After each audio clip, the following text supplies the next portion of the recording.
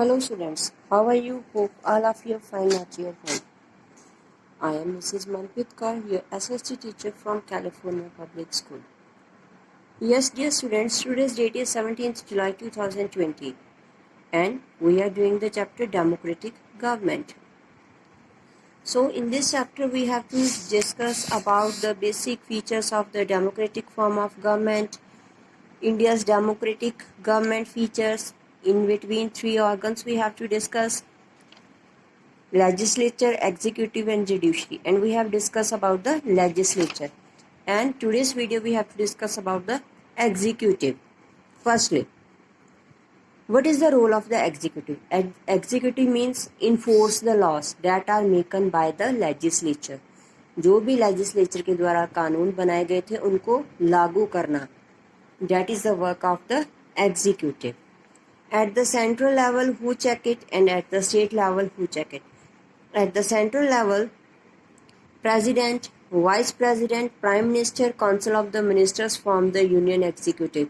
ये सभी मिलकर यूनियन एग्जीक्यूटिव बनाते हैं और जो पॉलिटिकल पार्टीज हैं वो मैक्सिमम वोट्स होती हैं जनरल इलेक्शंस में, जिससे हमारी क्या सरकार बनती है. और the president appoints the leader of the party as the prime minister. कहते जो हमारा इंडिया का प्रेसिडेंट होता है वो अपॉइंट करता है कि उस पार्टी का लीडर कौन होगा, एज अ प्राइम मिनिस्टर कौन बनेगा. ही और she is assisted by the council of ministers. जो हमारे काउंसिल ऑफ मिनिस्टर्स है उसके द्वारा वो चुना जाता है.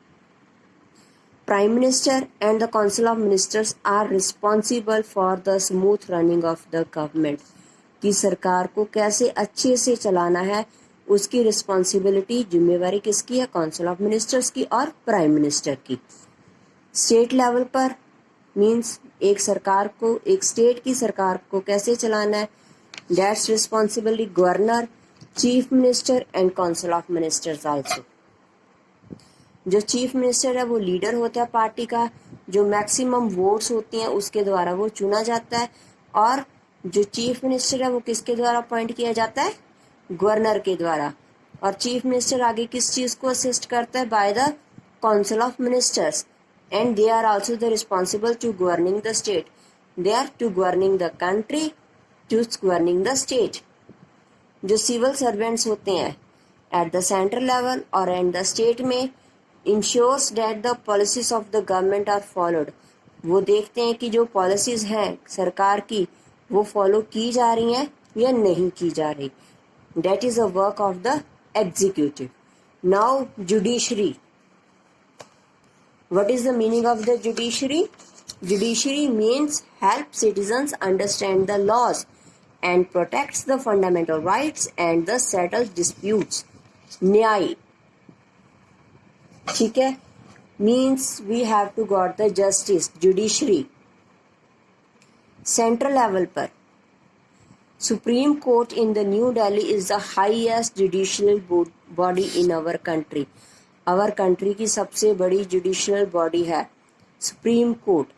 अगर हमें पहले हम केस लड़ेंगे एक जिले के डिस्ट्रिक्ट लेवल पर, अगर हमें लगता है कि हमें जस्टिस नहीं मिला, हमें न्याय नहीं मिला, then we have to appeal to the High Court.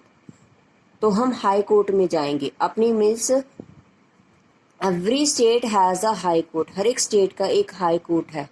तो उसमें फैसला हुआ, अगर आपको लगता है कि अब भी that is we are not satisfied from that result, उस रिजल्ट से हम सेटिस्फाई नहीं है, then we have to appeal into the supreme court. तब हम उसके बाद अपील करते हैं सुप्रीम कोर्ट में. At last supreme court decision is the final decision. जो भी सुप्रीम कोर्ट डिसीजन लेगी वो फाइनल डिसीजन होगा और we have to accept it. वो हमें एक्सेप्ट करना होगा. So it gives the final judgement in any legal case. कहते फाइनल जजमेंट होती है कोई भी लीगल केस में. जो चीफ जस्टिस ऑफ इंडिया वो हेड होता है सुप्रीम कोर्ट का. See that is the supreme court at the centre level. And state level पर होती है हमारी high court. High Court is the highest judicial body in the state. There are also lower courts in every state. कहते हैं हर एक state में lower courts होती हैं just like districts in the state has its own court. So chief justice is the head of the high court. कहते हैं chief justice भी head होता है हाई कोर्ट का eight the state level. It is to be remembered that the government works at the local level, villages, towns and cities. कहते हैं जो सरकार है वो काम करती है लोकल आम लोगों के क्या लेवल के ऊपर, जैसे विलेजेस में, टाउन्स में और सिटीज में.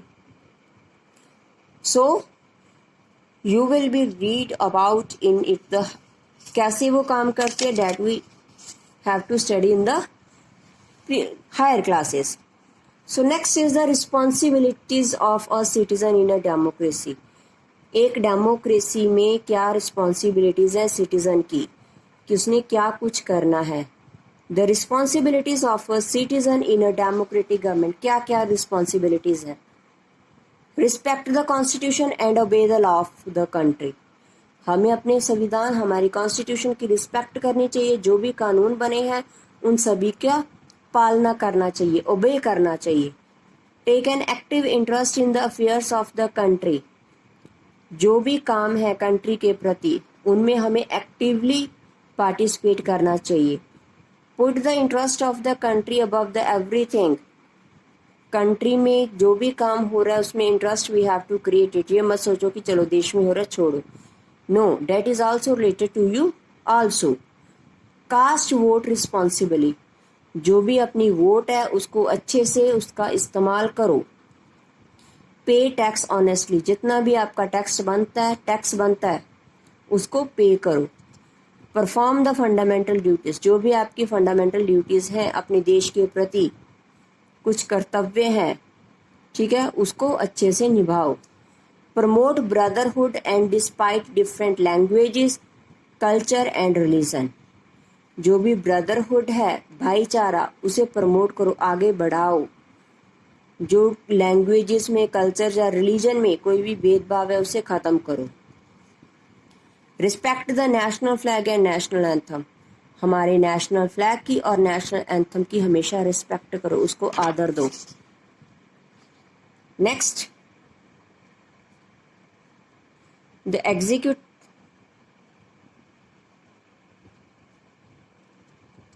So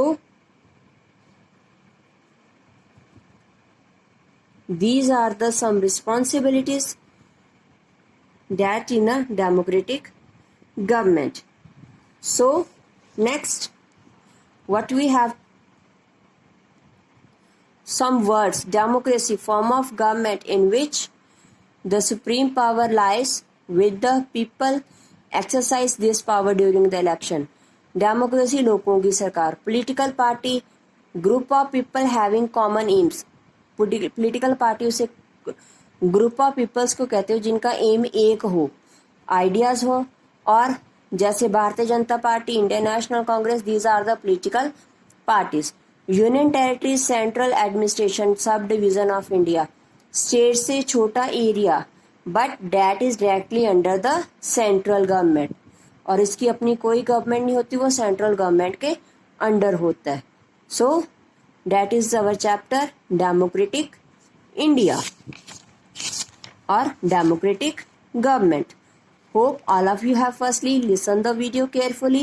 After that, read the chapter, then do the assignment related to this video. So take care. Bye bye.